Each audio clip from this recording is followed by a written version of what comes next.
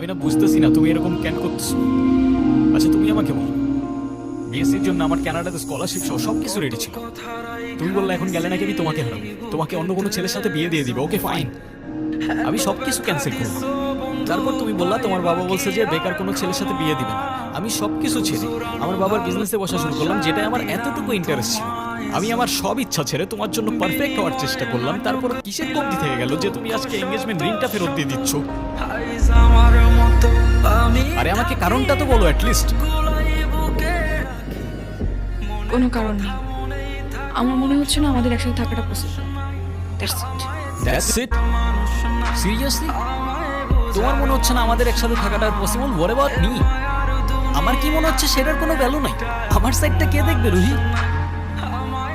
দেখো, এত কথা বাড়ানোর কোনো মানে নেই, অযথা সময় নষ্ট করো না। সময় তো তুমি আমার নষ্ট করছো।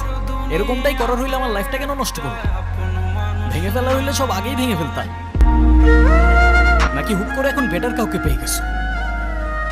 তোমার যা ভাবা তুমি তাই ভাবতে পারো, আমার কোনো প্রবলেম নেই। আরে প্রবলেম তোমার থাকবে কেন?